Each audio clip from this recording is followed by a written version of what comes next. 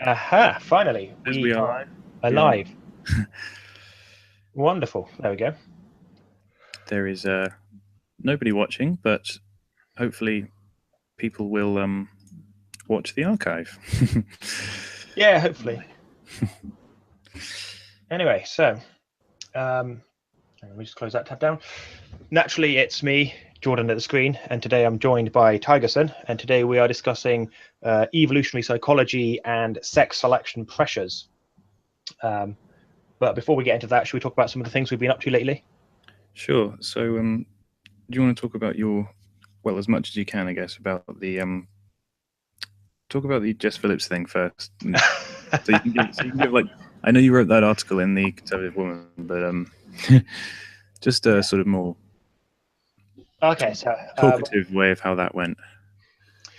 well, yeah. So me and a friend of mine, Swain O'Pie, we decided to campaign against Jess Phillips, the feminist Labour MP from up in Birmingham Yardley, and yeah, that was fun. Quite an intensive endeavour, spending a week up there, campaigning every day. You know, knocking on doors, handing out leaflets, meeting people in the streets.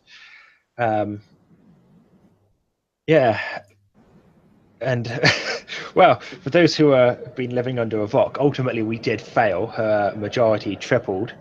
But as I wrote in the Conservative Woman article, that wasn't actually her that won the election. It was the fact that she was a Labour MP. It was the Corbyn effect because all the Labour candidates in Birmingham won with a very comfortable majority. And so the thought experiment She did have a argument. very comfortable majority, didn't she? Yeah. Yes. Let's not rub it in too much. I'm certainly not pleased with it. No, well, so I've been playing with this thought experiment in my head that if she was to have stood as an independent, and then we, were to get some inanimate object and paint that red and put that forward as the Labour candidate, do you think she would have won with as many votes? Yeah, somehow I suspect. Just to take the edge off a little bit. Yeah, so that didn't work out too well, but we managed to get enough money on the crowdfunder to pay off all the expensive of the travel and food and everything and all the materials we used. So at least we've not lost out. What was the general response from the face-to-face interactions with the locals, would you say? Oh no, okay, it was primarily they don't give a shit. Honestly, they are so politically deactivated up there that some people, as far as that, just from all issues or just from issues. So many of them were just so ticked off. They felt that they didn't feel their views were being represented. They didn't feel that they were in any way involved in politics. As far as they were concerned, all the politicians were eating from the same trough, so as to quote one of the constituents we spoke to. Sure. And then some of them didn't seem to care because, as far as they were concerned, they were voting Labour no matter what. They didn't, some of them couldn't even name their Labour candidate. They didn't even know it was Jess Phillips. So yeah. And then there were some people who were receptive to being spoken to. But ultimately, yeah, I mean, the people up there just were so, deactivated. Sure. They didn't want to be in any way involved or talk to. Yeah, it was a bit of a letdown of an experience. But I mean, it was funny because Swain called them illiterate, which Jess seemed to laugh on Twitter, and so did her followers. But then again, I mean, it's not unfair to call them politically illiterate considering who they voted for. Yeah, you've got to be a bit careful when you're talking like that, though. If you got to be a bit careful if you're talking down something like that, but even still. Oh no, we didn't say it to their faces. We're saying that now after the campaign's done. Yeah, that was just the impression we got. Yeah, but it did show us just how easy it was to get under Jess Phillips' skin. Yeah, fair enough. Well, she did well. The fact that she kind of acknowledged it at all must be somehow. Yeah, she tweeted about it first, and then we got a phone call from the newspaper from one of their journalists asking for comment. And we're like, what's going on? And apparently, because we didn't know she'd done it, but she ran to the papers crying misogyny. And then, there was an article out in the newspaper. Well, she's cried misogyny about many things, hasn't she? So She has. what are we going to expect? Yeah. Anyway, Oh well.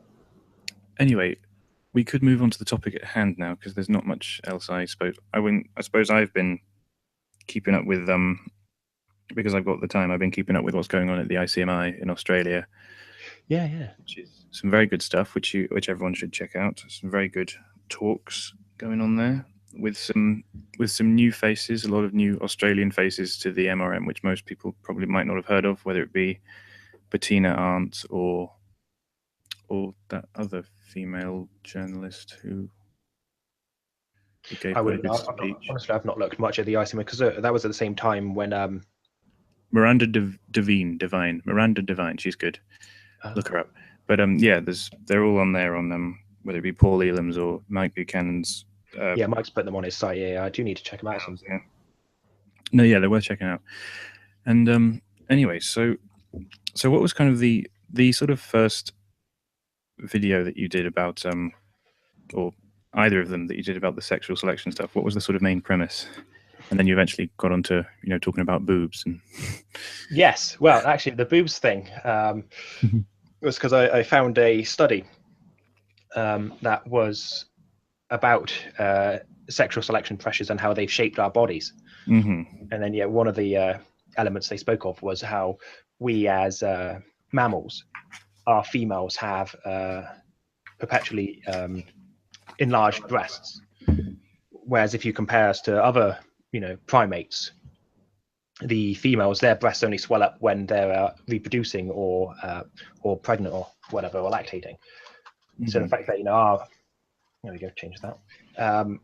So that in our females, so the fact that as soon as they've hit puberty, that they maintain their enlarged breasts for life is because of, guys liking breasts and then essentially just mating with women who had their breasts larger for longer, then eventually becoming such that, women's breasts stay large for life once they grow out. I thought that's brilliant. The fact that, the power of the penis basically fuck boobs into existence. I just, I think that's great. One of the wonderful gifts of the patriarchy. But no, what started this was, if I go to my channel, because I know all my videos inside out, obviously. But yeah, my first video on sex selection pressures must have been, a brief overview of the human gender empathy gap, because one of my overarching, long-running, slow-burning projects I'm working on is the history and the evolution of the human gender empathy gap. Yeah, that'd be interesting because it's not often talked about in a massively historical context amongst the MRM. Unfortunately, not, because certainly it's certainly easy to talk about it in the modern context, but in a more historical one, I think the best example of more sort of recent history, when you could talk about the suffragettes giving white feathers to the men who refused to fight. I guess that could be a good, if you're going to talk about it in more recent history, when talking about empathy gaps and that will come under the socialized aspects of the human gender empathy gap. Sure. Yeah. Because I've been looking at it from an evolutionary psychological perspective, or evolutionary psychology perspective, because it does seem to be almost biologically ingrained, because there are studies of children where they've used empathy scales on them to judge what their empathy is for boys and for girls, from a young age, such as what the names of studies? Bryant, 1982, Orias and Anderson, what was that? 1999, I think those came out, and then Stoichvison from just last year. All of them found the gender empathy gap, and actually the gap is bigger in boys than it is in girls, which has always intrigued me. But the fact that does it sort of link to the talking point, which is often about how when a boy baby is crying, it's less likely to be, comforted, and when it's then a girl child that's crying, that's a talking point that's often raised, and I can't remember whether that's in an official study or anything, but well, that would therefore imply that emotive responses would be higher in girls than in boys. But that wouldn't therefore explain a gap. Yeah. In the empathy that they exhibit. But the fact that it appears in our young did imply to me that then perhaps it's not socialized. And also the fact that yawn contagion, because yawn contagion lights up the same areas in the brain as empathy, seems to imply that, therefore, yawn contagion is based on empathy, especially when you realize that you're more likely to catch a yawn from somebody you are emotionally close to rather than close in terms of distance. So, for example, you could have a room full of people, and you could have someone in the middle who yawns, and the people next to that person won't yawn. But if you've got their best mate standing, 6 to 10 feet away, that person might yawn as well. I've got something here which is part of my info, my sources that I've got here. I'll just bring it up. It's related to the kind of general because everyone has four grandparents, and there is a very kind of standard, universal, differing level of kind of a connectedness, or emotional connectedness that a child will have to each of their grandparents, and it tends that children will often have most emotional connectiveness to their mother's mother and least to their father's father, or also, or as in the grandparents um, will themselves feel a bit sort of emotionally disconnected from their grandchildren, and this is due to things like to paternal uncertainty, because this is pretty genuine, and Yeah, for sure. hang on, I'll just find the actual stuff. Well, what we can do is we can always just put this in the comment section afterwards. I'll find something I can put in the comments afterwards. Hang on. Where is it? Send that study over to me at some point. I'll find something I can. Here we go. It's Emotional Investment by Grandparents. It's by a man called S.M. Lahem, and it's a 2005 study. And here we go. Mean feeling, and I'll bring up a link if I can. Mean feeling thermometer ratings out of 100 of grandparents for a total sample of you have father's father, father's mother, mother's father, mother's mother, and in general, what is it? The mother's mother has the highest feeling thermometer rating, as it puts here, and that's at 80. I think it's 87 or something, and then it goes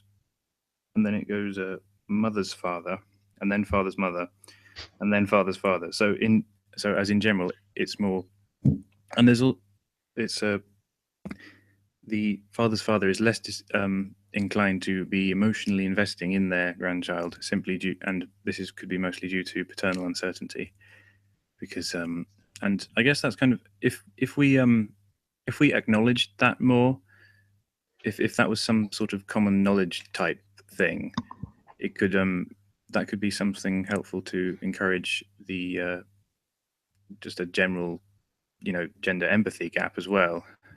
If paternal grandfathers are feeling kind of disconnected from their grandchildren, because but how much is it that it's paternal investment that involves in? Because especially in today's world, I can imagine investment, I suppose, rather than actual. Well, no, because there's also the fact that with the risk, especially in today's world and over the past 30 years, with the rates of divorce and the amount of guys who have been cut out from seeing their kids. Because I volunteer at a father's charity, Families Need Fathers, Both Parents Matter. And some of the people we have coming in, some of the service users, are actually paternal grandparents who've been locked out of seeing their kids. And so I can imagine, especially that socialized element, because paternal uncertainty, that should only really play a role in the the parent's mind or the grandparent's mind if they question the fidelity of the female, of the mother. So it'd be interesting to know how much, therefore, trust with the mother then also plays into whether or not they can trust that the child is theirs or the grandchild. I guess it's not a massive. It's not something that's so massively prominent that fathers are always questioning the fidelity of their partners, but I guess there's something they can never be quite sure about. And then it was like in the Red Pill documentary, there were fathers who were fathering children that they thought were their own that weren't. There was a case of that man whose son needed a blood transfusion. Yeah, and that was sad, wasn't it? Didn't he have like 5 kids and none of them were his, if I remember I think it correctly? was 4 that weren't his or something. I've only seen it once, and it was back in January. And yeah, we saw it together, didn't we? Yeah. But yeah, that's I guess that's something that could be relevant in the whole um, discussion about the gender empathy gap. I forget what the false paternity statistics are actually now. I I don't think I've ever seen any actual statistics behind it, but it's I don't think there's much of a difference between infidelities between men and women, but certainly something Yeah, there isn't much difference in terms, from what I recall, there isn't much difference in the infidelities between men and women, but the way they practice it hmm is different. I recall. Well, it's in general. There's this sort of quite general rule that I've seen in all these sources I've got, which in my studies is that the costs of you know reproduction are asymmetrical to men Oh and God, women, yes. and in quite significant ways. But in this day of sort of cultural and social relativism, everything's just about everything's sort of we're so keen to just treat everything the same and all human behavior the same. It's just really kind of We are, except dishonest to do that, you know. we are, except they still are following the socialist view of the tops and the belows, the oppressors and the oppressed, the proletariat and bourgeoisie, all that sort of thing. Oh yeah, So yeah. even though they want everyone to have the same, what they really mean is they want those who they perceive to be oppressed or burdened or whatever to be given more under the guise of equality. So that means they don't really give a rat's ass about male paternity, which is why feminists have been so vehement in their vocalizing against the male pill, the male reproductive pill, the contraceptive pill, and Oh also yeah, they why were they kick up they're such a quite quick huge to jump fuss. on that, weren't they? Well, Hmm. yeah, the main thing about the whole male reproductive pill thing was just the fact that it was early days, and obviously it was early Oh, well, days there's been in the several versions testings. of pill and the shot, but there But was the same. that particular one where they were, men were feeling very depressed about Hmm. during the tests. I mean, that still wasn't sort of final days of the testing, was it? Well, no, because Wasn't it? even though they had a few guys that said they felt depressed and they were suffering, maladaptive side effects, the approval rate of it was something like 80%. The guys loved it. Okay. Yeah, well, 80% of guys said that they had that if it was out on the market, they would definitely use it. It was something crazy high like that. There was from the male participants, there was very strong support for it, even though many of them did suffer headaches and changes to weight and hormonal problems. They said despite all of these side effects, we're very happy to use it. Okay. Do you think it would Um, just come with a warning though that there are oh yeah, these yeah. possible side effects? But they I think they're quite those sorts of side effects. If you put it like that, an 80% success rate is quite similar, if not better, to quite a lot of antidepressants as well. I think because they have a very very varied success rate. Most forms of you know psychiatric drugs I've heard, and in my experience with them. But yeah, Hmm. no, yeah, but I guess back to the more of the sex selection stuff. Got my Yeah, so a lot of the work I've been doing, because I've actually got up and staying right at it on my screen, has because I rather foolishly, when I started this research, thought to myself it would just be a small little project, because I did say to a friend of mine that I wanted to do this project for him, to present for him, to like give a talk, because he hosts these sort of things. And I said, this is one of the areas I want to look into. And he said, yeah, go nuts. I thinking I'd be able to, over a couple of months, do a bit of a research on it and then present like a 40-minute talk. But my Mhm. God alive, you'd think that a human gender empathy gap as it stands today, you might be able to get, the impacts of feminism and gynocentrism, the impacts of postmodernism, the impacts of the changing of the pill, how that's influenced, gender relations and, all these advances. But yet, from my research, I found that the evolution of human gender empathy gap goes all the way back to the origins of gender itself and physical sex. It is Mhm. it is not a recent event. And so what I was saying earlier about yawn contagion, there's also been noted a gap in yawn contagion. We're more likely to catch a yawn off a female than we are off a male. Uh-huh. And that effect has also been noticed. If I quickly Ctrl F in my notes, also yeah, so yawn, pro-female yawn bars has also been shown in bonobo monkeys as well, but it's not been seen in Yeah, chimpanzees. it's something else. Because it's I've got a list here. It's bonobos and chimpanzees, which are the creatures which we have the closest, the most recent common ancestor with. Hmm. Not the fact that we're evolved from them, because we didn't evolve from monkeys. We share common ancestors with. So I'm not a Christian fundamentalist. I'm not going to start haranguing you on evolution. Oh no, well no, there's nothing to do with Christianity. It's just a general kind of misunderstanding that people. I mean, people can say that they, most people misunderstand that evolution's not actually a theory for the origins of life. It's merely a theory of how species change over long periods of time. Hmm. And but yeah, here it is. I've got a list What, here. even short periods of time if you put them in a closed enough space? Yeah, yeah. Well, if you strengthen the gene walls, restrict the gene flow. Yeah, most recent common ancestors with chimpanzees and bonobos, and then gorillas, and then orangutans, and then gibbons, and then monkeys, and then tersiers, and then lemurs. So yeah, it's but even still, when you look at the behavior of chimpanzees, there's still quite a lot of stuff that doesn't really add up. I mean, I've got this little diagram here of the sort of general kind of the most common mating patterns of these various animals.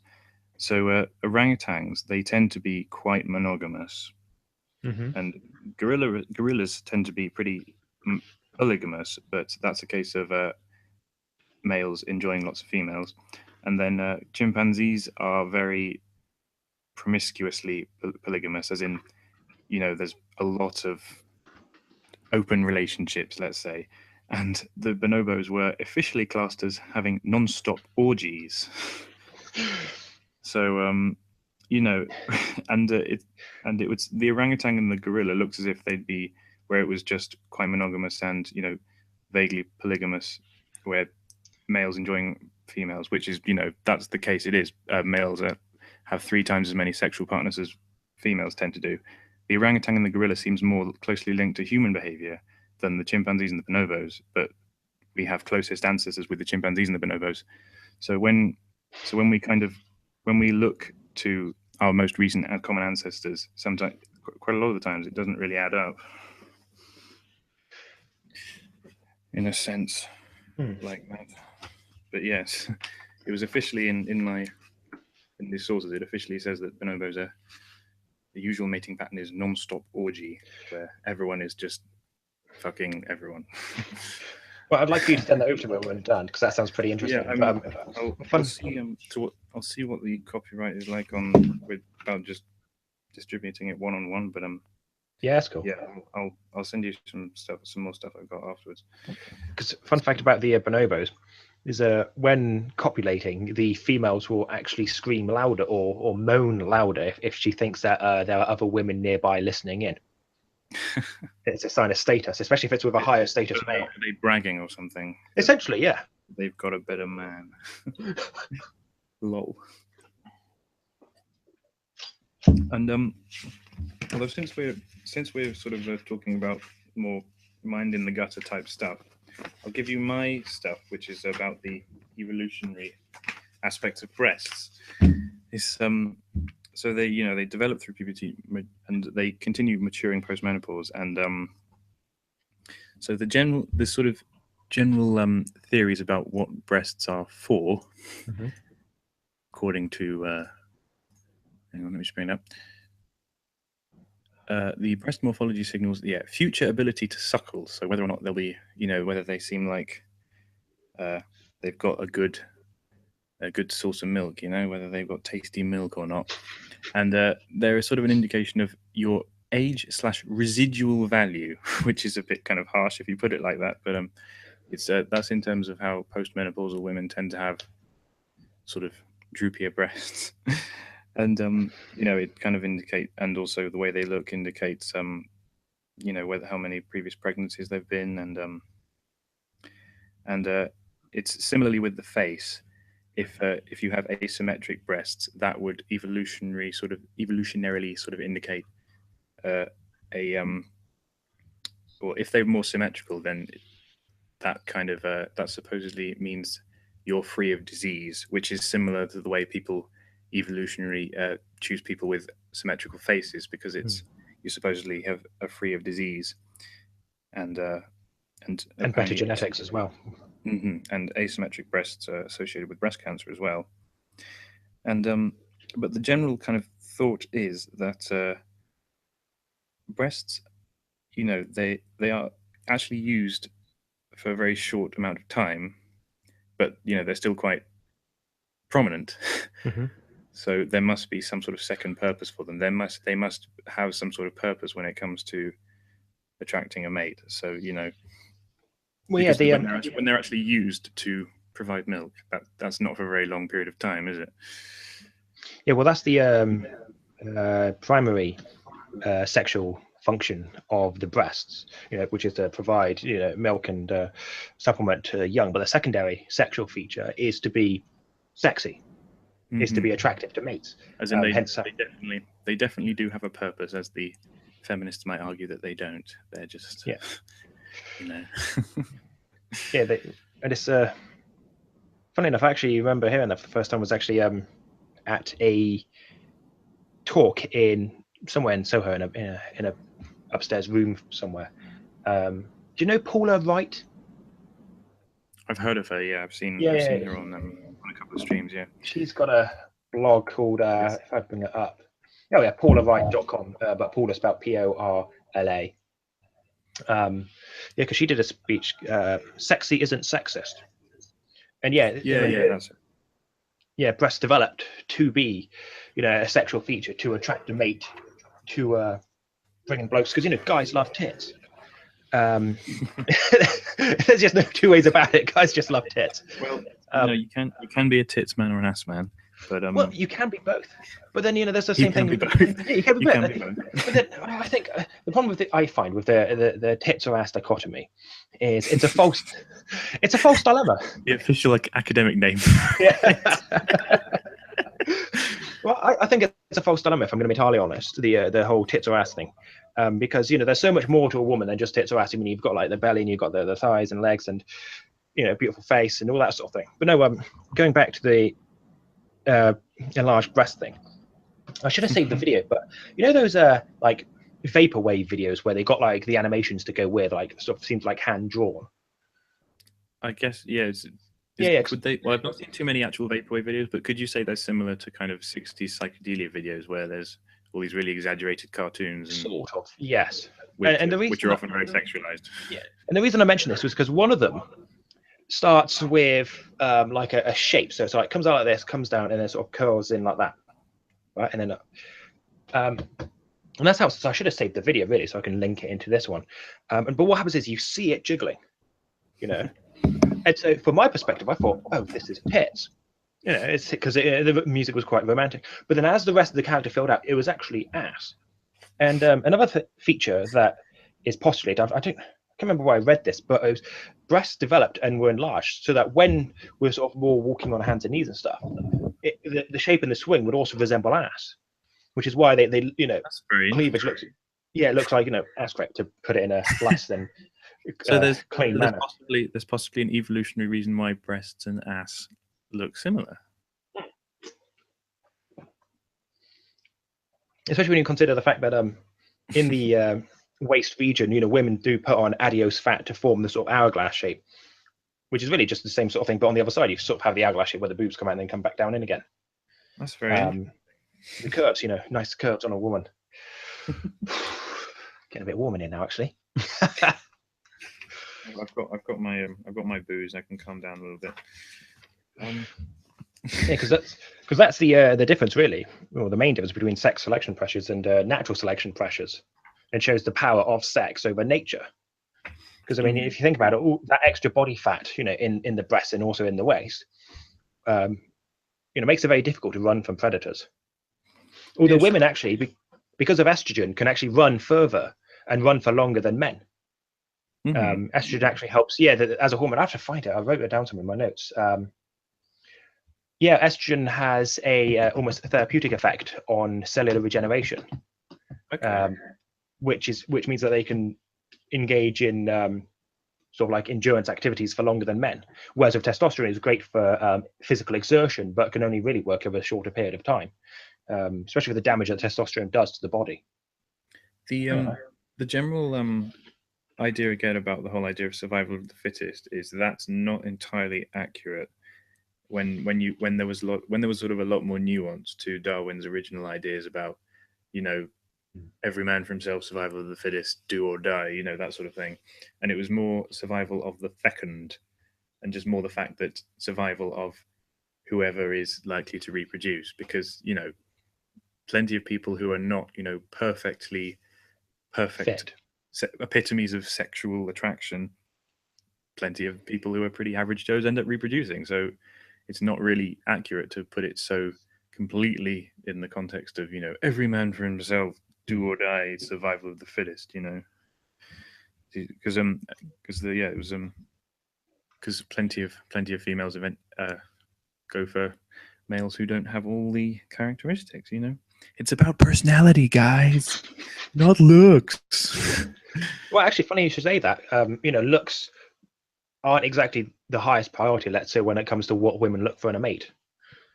Oh, I have the exact list here of what men and women prefer in each other. Hang on a minute. Because yeah, for women, it is more status and power. I have a list here of I've got on the list. Where is it? Yeah, here it is. So this was from a study or something? Here we go. Yeah, it was from I think his name's David Buss. David M. Buss. He wrote David. Evolution of Desire. Yeah. Yeah, I think a lot of the stuff I've got here is from David M. Buss. And so yeah, it turns out that what men prefer, the top two things that what men prefer and what men want in women and what women want in men are both the same. So the most common desired feature in both sexes for everyone is being kind and understanding. So being, emotionally connective. And the second is intelligent. So personality most likely is quite actually. It may actually be about personality, But with the third most required or desired thing that a man wants in a woman is physical attractiveness.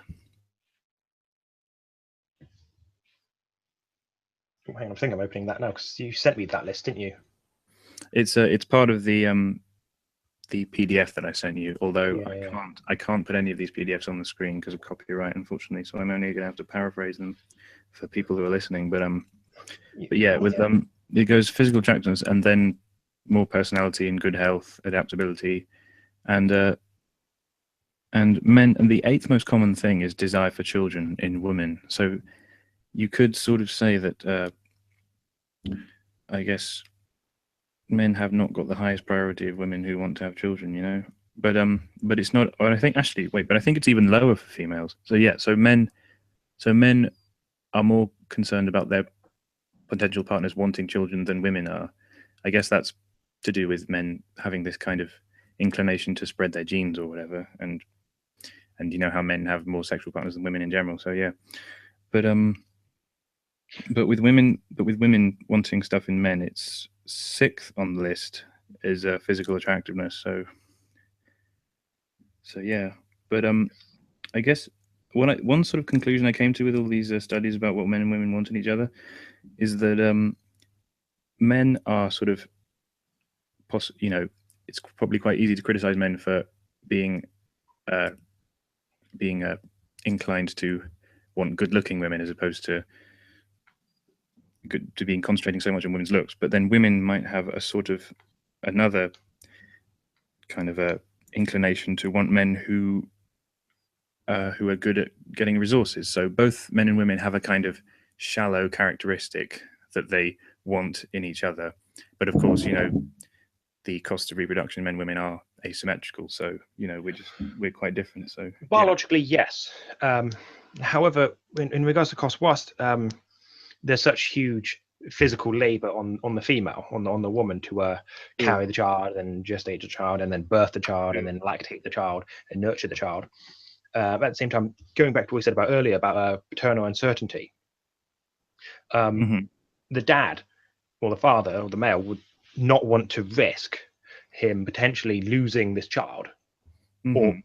having a child if he couldn't ensure its survival or it even being his. So, for example, let's say because this also brings in infant or infanticide, Hmm. from other males. Sure. Oh, So well, the guy, that's how lions and yeah, I'm obviously this is sort of off the top of my head and obviously very sketchy, but isn't that the case with lions? How they basically compete to be the top of a pride, and if a lion dethrones another lion, he then mates with all the females and kills all the offspring of the old pack pride leader. I'm pretty sure that's how it goes. that wouldn't So surprise me. yeah, very different from the Lion King, definitely, which is a bit sad. But sorry, we'll go back to what you were saying. Yeah. So what was I saying? Oh yeah, paternal investment. So whilst her um, input, her cost or whatever, the cost on her is very high biologically. And as I said, with gestating and lactating and nurturing, all that sort of thing. If the guy wants to ensure that's going to be his kid, and then thus the kid survives, because our children take a fucking long time to They do. develop, and they are so vulnerable when they're born. Indeed. I mean, you look at horses. As soon as a horse is born, it can walk around. Oh yeah, within like one Minutes. and a half years, horses can be, running the same speed as their parents. Um, Horses when they're yeah, like so, 1.5 years. so if a male wants to successfully reproduce and ensure that his young in turn grow to reproduction age, then he has to invest himself through work, through Hmm. resource provision, and Hmm. through monogamy to ensure that child is all. Now, assuming monogamy, because that's the path we followed. Whereas if you look at, say, gorillas, they don't have to do that sort of trick. It's just the biggest and the strongest form their little harems, and then they ensure paternity through that, because the females in gorillas are incredibly sexually loyal. But no, Hmm. so rolling it back a bit, yes, Yeah. the cost on women is biologically and physically or physiologically high. Hmm. At the same time, we do have to provide resources and work, which is what plays into what we just talked about beforehand. Why guys go for women who look young, who have all these attractive features, which implies fertility, because that's what she's bringing. She is Hmm. bringing fertility and the ability to nurture and raise young, and that's why women go for guys who have status, who have wealth, or if they don't have current wealth, um, look like as if they'll have future wealth. Maybe they're working in a good job, but they're not at the top yet. They're working their way up or whatever. Potential wealth, because that's what he's here to bring. He is supposed to be the resource provider, and so Hmm. that's what explains this. And I'm actually quite intrigued with that David Buss study that you cited with the rank order of characteristics. I'm intrigued that fidelity doesn't seem to be on there, because I think it was in the evolutionary desire. There's another um, Hmm? thing that he did, which was he basically had men and women rate things on a scale of 0 to 3, 0 being unimportant and 3 being very important. These are characteristics in the opposite sex, and so on average, what men wanted in women when it came to financial prospects, men scored 0.67. So financial prospects are very low down on that of what men see in women, but women scored 1.16 out of 3, so they're slightly higher. So that that goes to show about how women wanting Mhm. men who can get resources and all that. And it's similar with the topic ambition and industry. So I guess that links in with getting resources and stuff like that. And men were twice as likely to want good looks in women. So men scored 2.22 and women 1.36. And then and it also goes into talk about age difference. So it's it's the case that women tend to women tend to look for men who are about 3 years older than them, and I think that links into women's brains or females' brains developing 3 years earlier than men's do. As in, that's just the general intellectually. That's why I guess in general boys are sort of slightly more immature than their female counterpoints in the same sort of school year or something. And it must have something. Maybe it's something to do with testosterone being something that kind of hinders your sense of safety or your sense of the kind of wider consequences of your actions, I suppose.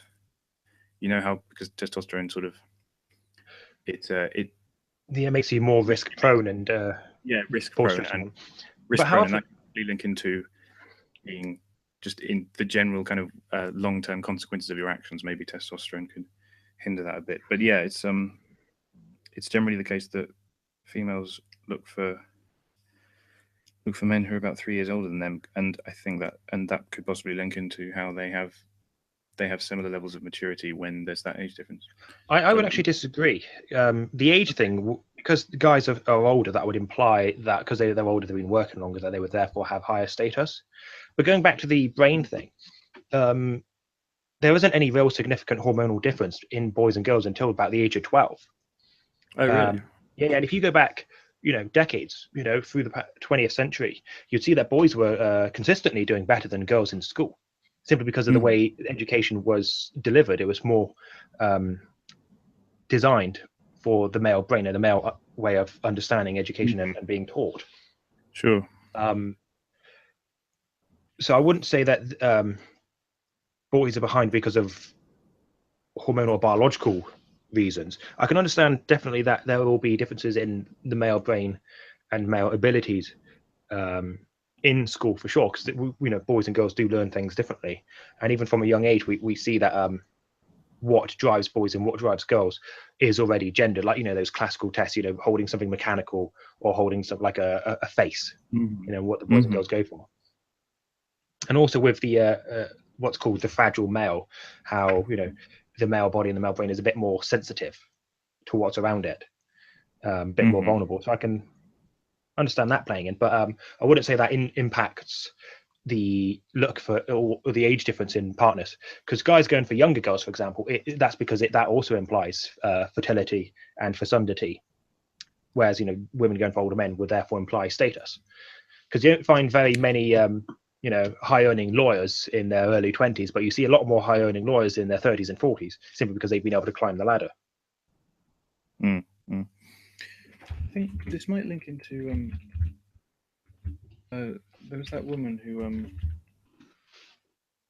who lived as a man for a while to Oh fuck, I know the book, Self-Made Man by Nora Vincent.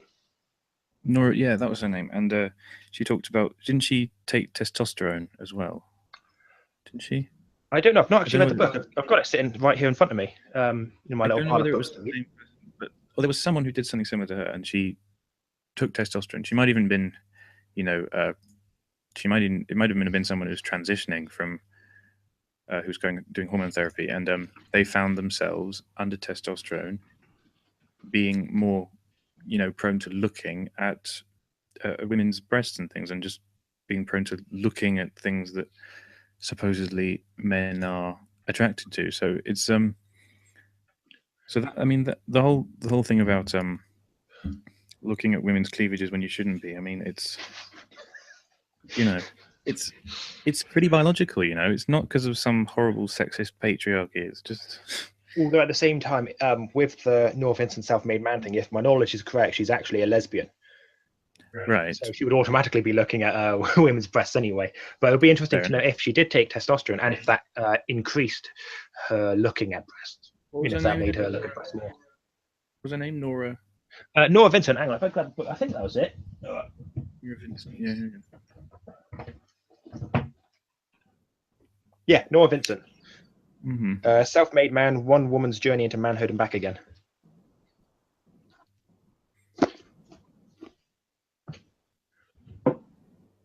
Yeah, because that's what she did. She dressed up as a bloke and did like coaching and whatnot to learn how to walk like a bloke, talk like a I think bloke, I, have male mannerisms. I think I heard Christina Hoff Summers talking about this, and she said how that she really wasn't expecting to be, to life to be all kind of privileged and all that, and in fact she found it quite hard, didn't she? Yeah, well, because she was a feminist as well, Nora Vincent. Uh, grew up under feminist indoctrination through the education system, lived life believing all the feminist ideals, and then came along and decided, I know what I'll do. I'll learn what it's like to be a man, learn to what it's like to enjoy patriarchy, enjoy male privilege.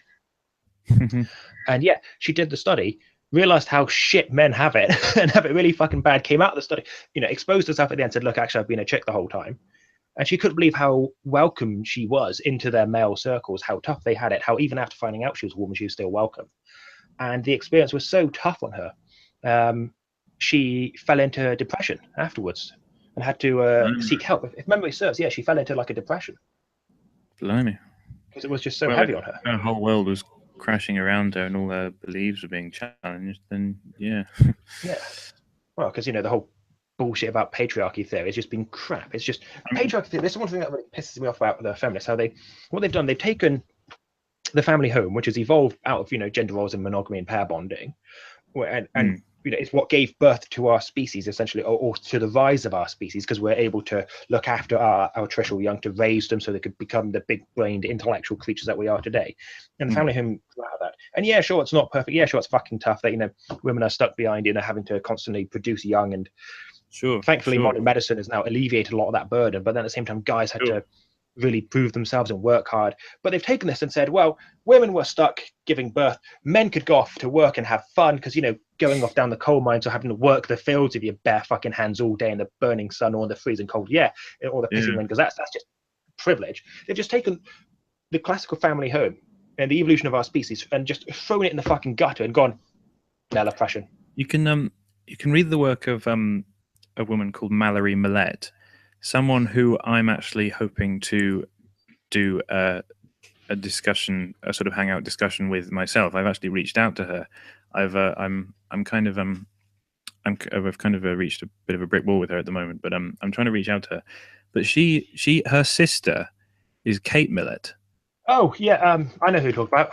Yeah. Margaret Millett, I think her name was. Mallory. Her name's Mallory, and she it was and a lot of, from what I've read from her articles, a lot of her sister's advocacy comes from her sister being quite mentally ill, and she was really, her whole family were trying to help her all the time, and she was not having any of it, and she was doing all this man hating advocacy and all this crap, and she remembered the first meeting, the sort of first women's revolution meeting that she was invited to by her sister, and how it I'll bring the article up now, actually, just so I can. Yeah, because I think I've read that article as well.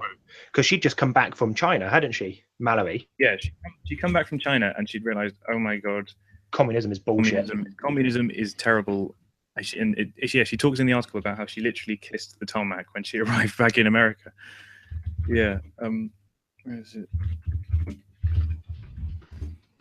But yeah, I've actually reached out to her and possibly going to have a proper discussion with her, because it would be good if we could get her voice out in more, in whether it be with the MRM and loads of other things, really. But Marxist feminism has ruined lives. That's the name of the article. Yeah. It was 1969.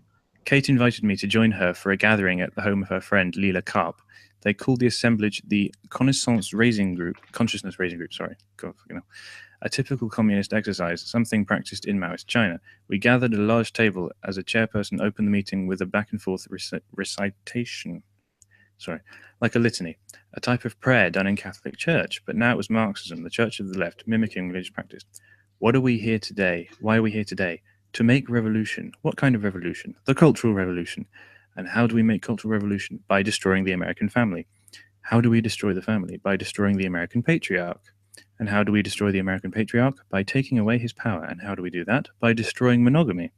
And how do we destroy monogamy? And she goes on about how fucking shocked she was at all this, having come back from communist China.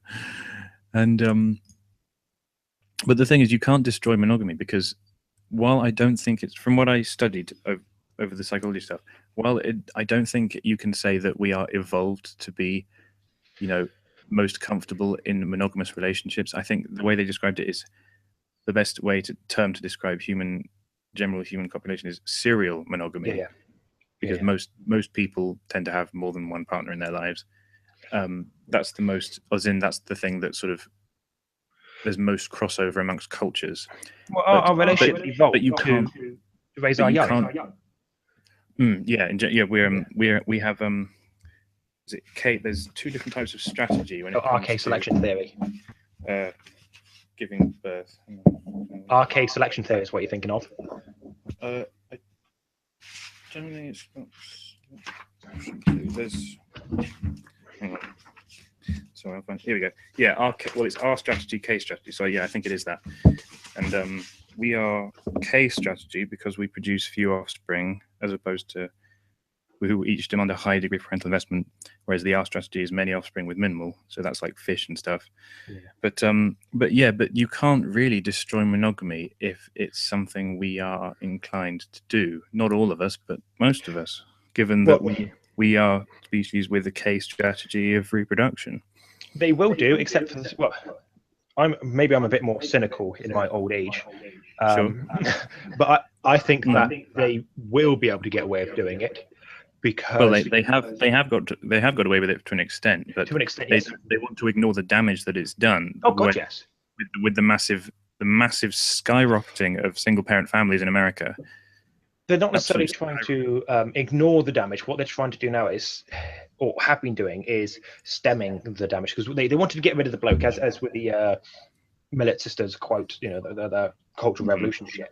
They have taken the patriarch away, the dad. They've kicked the man out of the household, and what they've done is replaced him with the state, because by proxy, men still raise up the young. They pay the majority of income tax and pay in the majority of taxes, and women enjoy the majority of social programs, which all go quite a lot go towards these single women who enjoy the welfare and can collect these checks to raise up the young. But then that causes significant emotional damage. Sure, I'll bring up a graph I have, which I made like last year when I looked up the statistics on how much tax men and women pay, just for the hell of it. Well, I wrote a piece for the Conservative woman about it. Was that recent?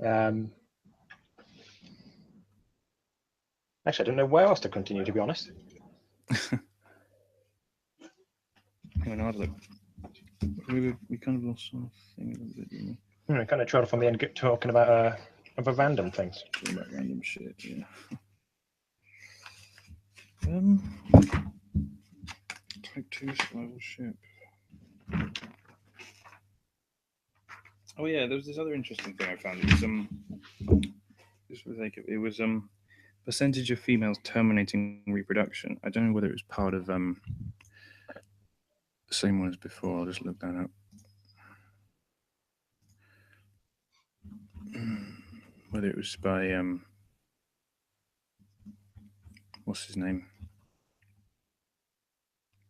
No, it's by someone else. Percentage of females terminating reproduction, which means that the time after the last child that a woman has is greater than the average time in between having children. So with humans, it would be about 3 or 4 years or something. The time in between, but usually the time after a human female has had her last child, there's quite a lot of time before she actually dies. But and so in 100% of humans, technically there is a point where she stops producing children, but it's really quite different in other species which we are closely related to. For example, chimpanzees, only 60% supposedly have a point where they stop producing children, and gorillas it's about 40, and with baboons it's about 10. So I guess that was kind of interesting, given that how far we are related to these animals, and how we are possibly the only animal that supposedly stops reproducing at some point, but it's something that we kind of just assume. We just assume, and it's seemingly universal for humans. But yeah, it's just a little interesting thing. But yeah. So I just got slightly sidetracked there, trying to type in all the notes for the video. Sure.